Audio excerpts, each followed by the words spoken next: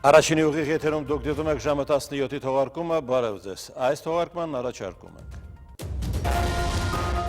Կարգավիճակը չի կարող Արցախի անվտանգության երաշխիք լինել։ Կարգավորման ճիշտ տարբերակը Ադրբեջանի կողմից Լեռնային Ղարաբաղի Հանրապետության անկախության ճանաչումն է։ Դավիթ Բաբայանի հայտարարություն։ Ինժեներասակրավորական զորքը նշում է կազմավորման տարեդարձը։ Արցախյան ազատամարտում կոփված զորատեսակի օրը նշանավորվել է Զորամասի տարածքում կանգնեցված խաչքարի օծմամբ։ Հիլարի Քլինտոնը հիվանդացել է թոքաբորբով։ Նախագահի պաշտոնում նրա մրցակից Թրամփն արգելել է իր շտաբի անդամներին որևէ ծաղրական մեկնաբանություն հնչեցնել Քլինտոնի առողջության մասին։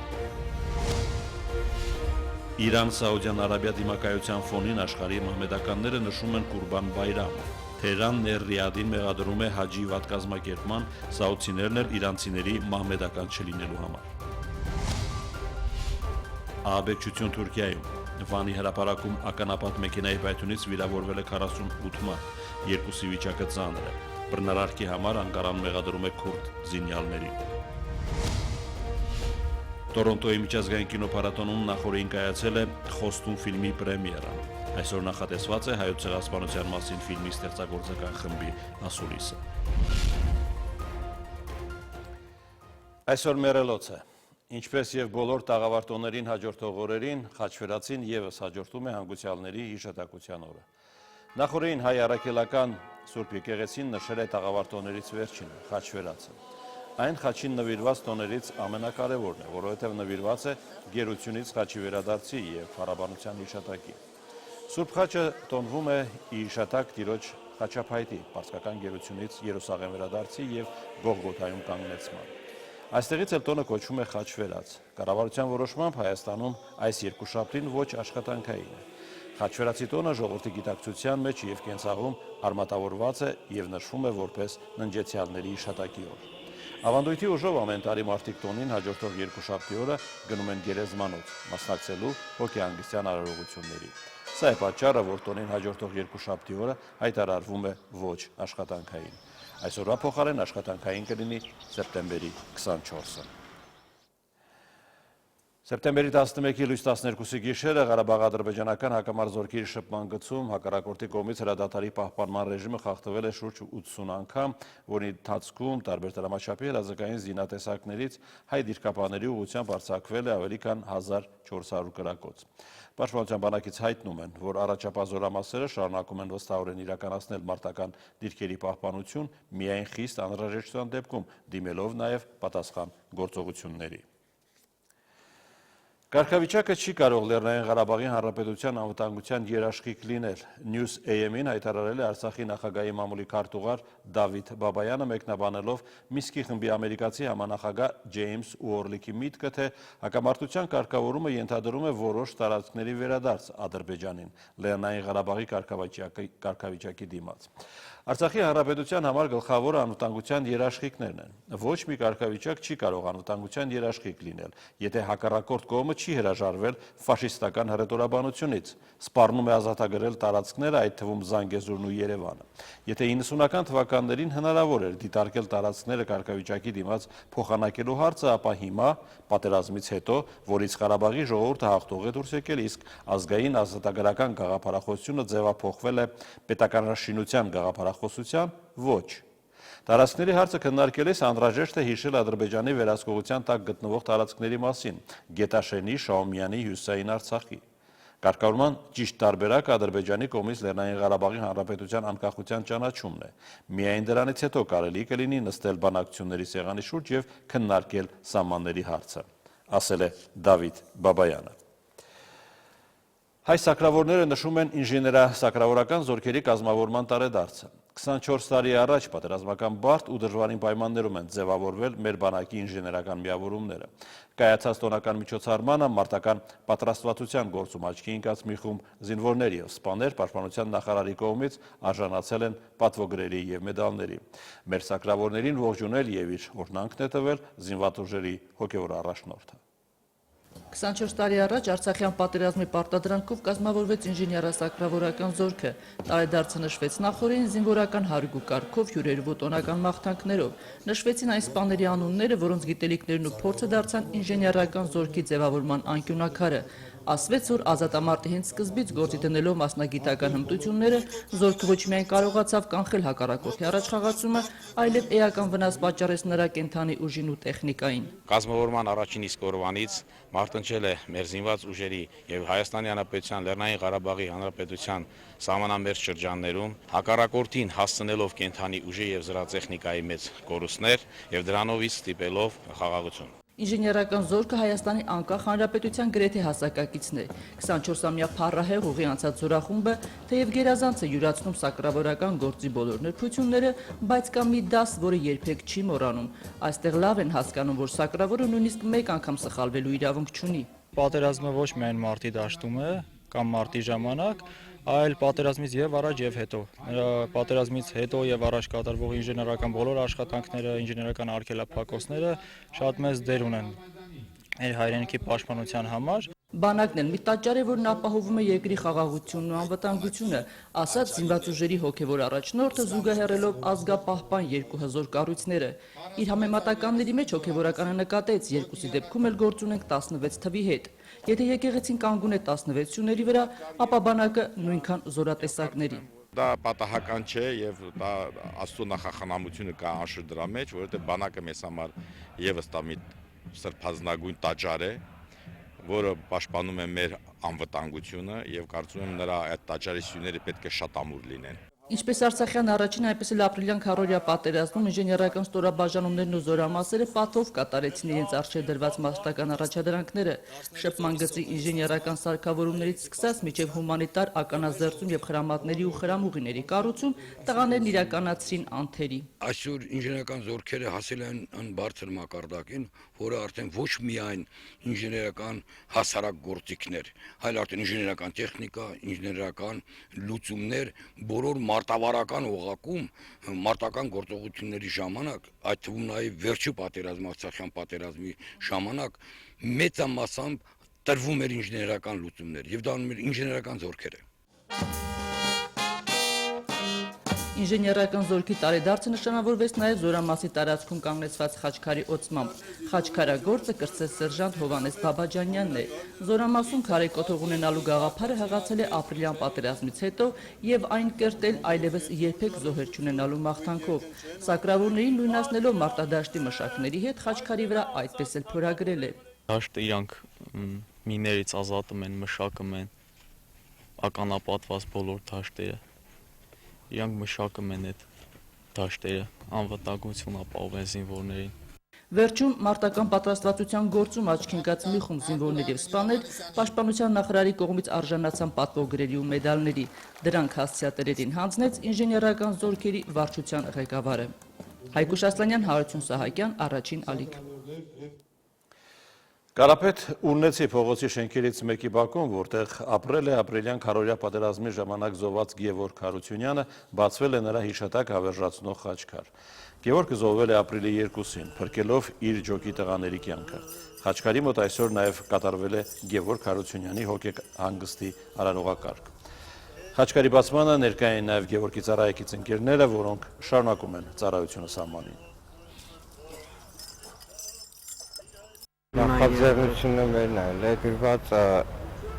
տղերք, ես լավ եմ, դուք կռվեք։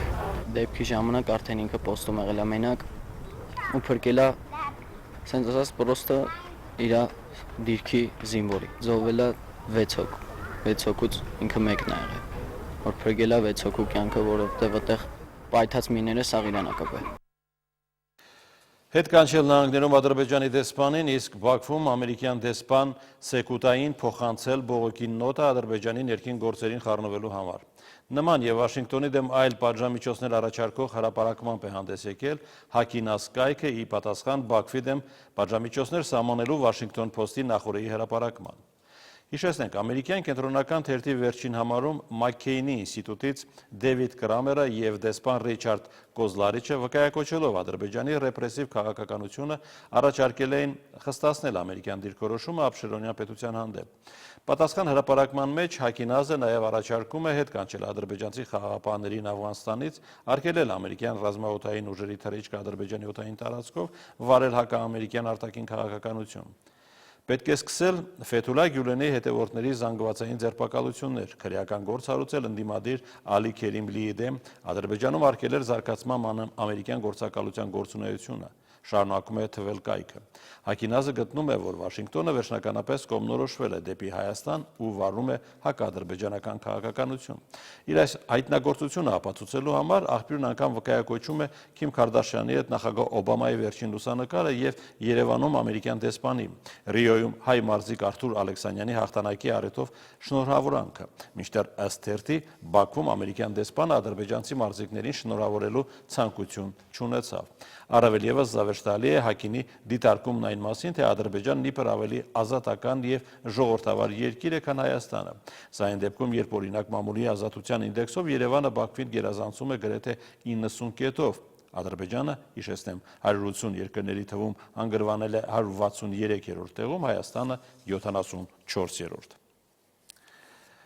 Միացյալ Նահանգների նախագահի դեմոկրատ թեկնածու Հիլարի Քլինտոնը թոքաբորբ ունի։ Նյու Յորքում սեպտեմբերի 11-ի ահաբեկչության 15-րդ տարելիցի արարողությանը մասնակցելիս նրա ինքնազգացողությունը վատացել է։ Քլինտոնին տեղափոխել են դստեր նյույորքյան բնակարան։ Բժիշկների խոսքով հիվանդությունը հայտնաբերվել էր ավելի վաղ եւ հակաբիոտիկներ էին նշանակվել։ Նախագահի 68-ամյա թեկնածուն այժմ վերականգնվում է։ Ամեն դեպքում Քլինտոնը չեղարկել է երկօրյա նախընտրական այցը Կալիֆոռնիա, որի շրջանակում նախատեսում էր հանդիպում նվիրատուների հետ եւ ելույթ տնտեսական թեմաներով։ Ամերիկյան մամուլի պնդմամբ հիվանդության դեպքում Քլինտոնին որպես նախագահի թեկնածու կարող են փոխարինել Ջո Բայդենը եւ Բեռնի Սանդերսը։ Միջազգային լրատվի մյուս ուշագրավ նորություններին ծանոթացեք Դավիթ Սարգսյանի պատրաստած ամփոփագրում։ Աշխարհի մահմեդականներն այսօր եւ առաջիկա 2 օրը նշում են իսլամի կարևորագույն տոներից մեկը՝ Կուրբան Բայրամը։ Այն նշանավորում է հաջի ավարտը, երբ հավատացյալներն աշխարհի տարբեր ծայրերից ուխտագնացության են գալիս Սաուդյան Արաբիայի Մեքքա քաղաք։ Միլիոնավոր մահմեդականներ են ժամանել ուխտավայր եւ Կուրբան Բայրամը նշելու են Արաֆատ սրբազան լեռան վրա։ Իդեպ 35 տարվա ընթացքում առաջին անգամ Հաջի քարոզը կգարթա ոչ թե Սաուդյան Արաբիայի գլխավոր մուֆտին, այլ թագավորի խորհրդականը։ Այս օրերին Իրանի եւ Սաուդյան Արաբիայի միջև հերթական սկանդալն է բորբոքվել։ Թեհրանն ու Ռիադին մեղադրել է հաջի վատ կազմակերպման համար, սաուդցիներն էլ հակադարձել են, թե իրանցիները մահմեդական չեն։ Կուրբան Բայրամը նշել են նաև պատերազմող Սիրիայում, երկրի նախագահ Բաշար Ասադը մասնակցել է Ալ-Լաթայի առավոտյան կրոնական արարողությանը Դամասկոսի ազատագրված Դարաա արվարձանում։ Այն ահաբեկիչներից ազատվել է բոլորովին վերջերս, սեպտեմբերի 1-ին։ Ասադը նաև ելույթ է ունեցել Դարաայում, նշելով, որ սիրիական բանակը պատրաստ է շարունակելու այն զինյալների դեմ պայքարը, որոնք չեն ցանկանում անցնել կանոնավոր բանակի շարքերը։ Ասադը հիշեցրել է, որ բանակի իրավազորության միակ հիմքը երկրի սահմանադրությունն է։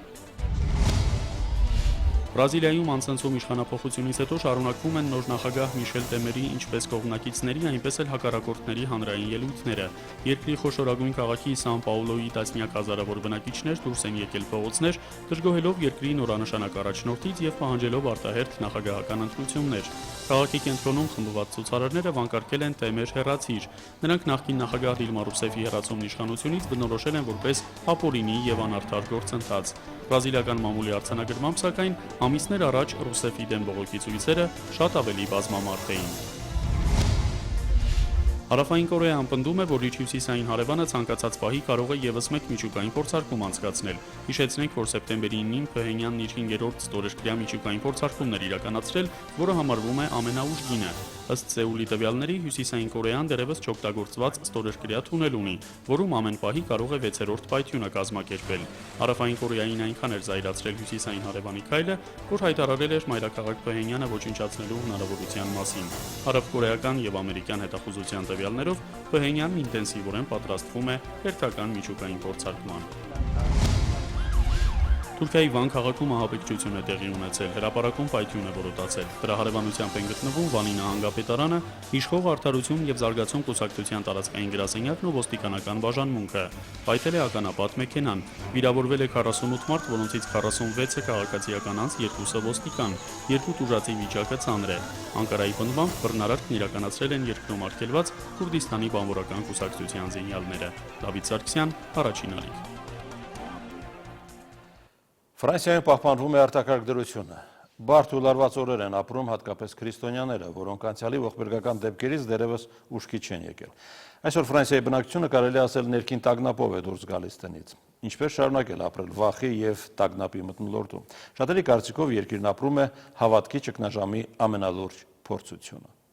Վերջին շրջանում Ֆրանսիայում տեղի ունեցած ողբերգական դեպքերից հետո երկրում դեռևս հայտարարված է արտակարգ դրություն։ Կարելի է ասել արդյոք, որ այսօր Ֆրանսիայում ճգնաժամ է ապրում նաև հավատքը։ Հավատքի պակաս ոչ, ես հակառակը ավելի կփաստեի, հավատքի զորացում կամ անդրադարձ հավատքին, մարդիկ, որոնք անհավատ են, կոչ են անում աղոթքի, մարդիկ, ովքեր թերահավատ են, կոչ են անում աղոթքի։ Տեր Հուսիկի խոսքով նոյեմբերին Փարիզի ահաբեկչություններից հետո մի քանի շաբաթների ընթացքում հայ հավատացյալների այցը եկեղեցի նվազել էր մոտ 50%-ով։ Հատուկ դրության մեջ միշտ ամեն տեսակի լրատվող միջոցներով խորհուրդ է տրվում դուրս չգալ, հասարակական վայրեր շատ չայցելել,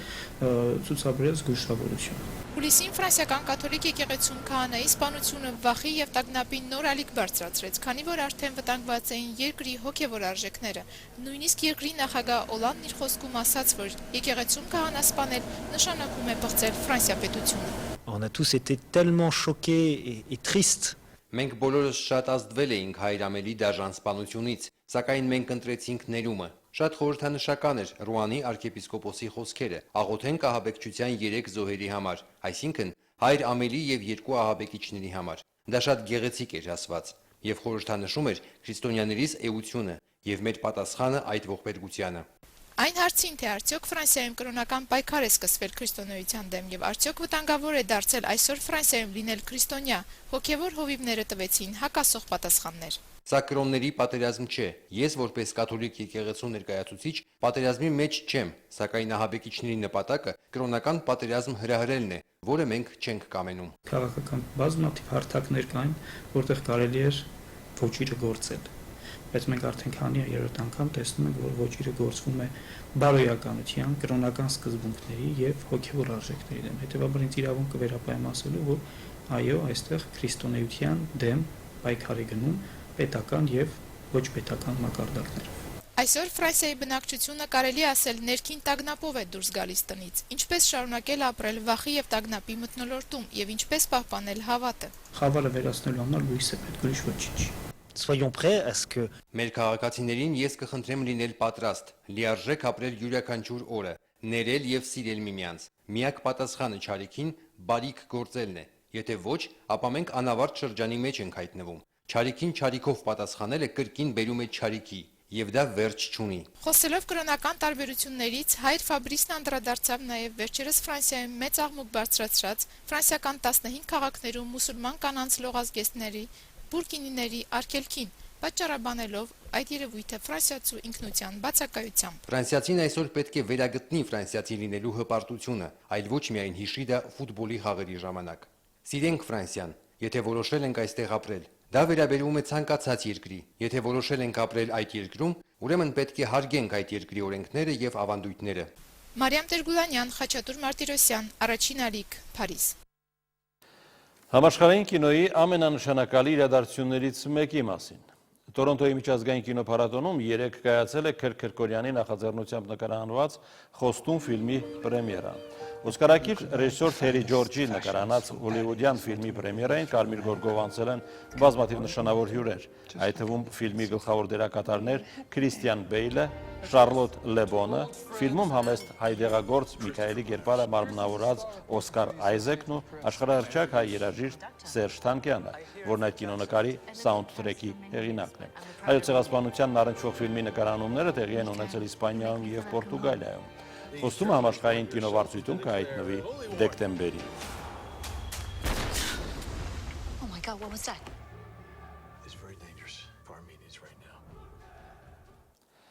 Ժամերանց մեկնարկելու է Երևանյան 10-րդ միջազգային երաժշտական փառատոնը, բացելով Հայաստանի ազգային ֆիլհարմոնիկ նվագախմբի նոր ամերգաշրջանը։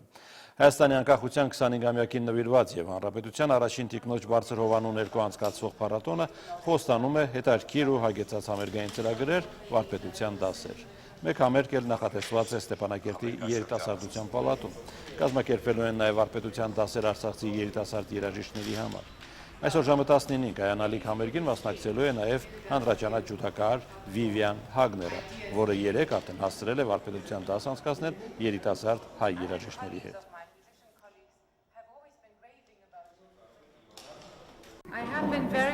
Ես մեծ անհամբերությամբ էի սպասում իմ այցին Հայաստան։ Սա իմ առաջին այցելությունն է ձեր երկիր։ Հայաստանն իր երաժշտությամբ եւ հատկապես լարային գործիքների ստեղծագործություններով շատ մեծ եւ նշանակալի տեղ ունի ամբողջ աշխարհում։ Այսօրվա համերգի հետ կապված չեմ ուզում բացել փակագծերը, միայն ուզում եմ ասել, որ առաջին երկու փորձերը նվագախմբի եւ մայստրո Էդուարդ Թոփչյանի հետ անցել են հրաշալի։ Կարծում ենք, որ գեղեցիկ ծրագիր պիտի լինի եւ բացի ամենից այս տարի մեզ հաջողվել է մի շարք հանրահայտ դիրիժորների ներգրավել մեր փառատոնի մեջ։ Այս անգամ մի համերգ ունենք, որը ուրիշ տարիներ չենք ունեցել Ղարագոզյան հիմնադրամի հետ։ Մեր ամենալավ, ամենապայծառ կատարողները Սերգեյ Խաչատրյանը, Նարեկ Ախնազարյանը եւ մի փոքրիկ տղավորը մեծ հույսեր է մեզ ներշնչում եւ շատ հիանալի մենակատար է, կմասնակցեն այս համերգին։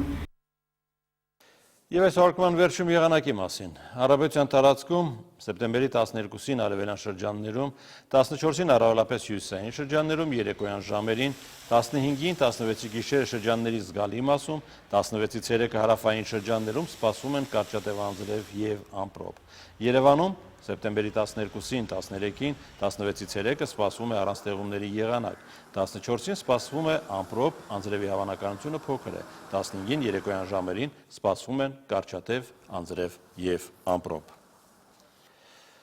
Առավել ընդգրկուն տեղեկատվությամբ կհանդիպենք ժամը 21-ին։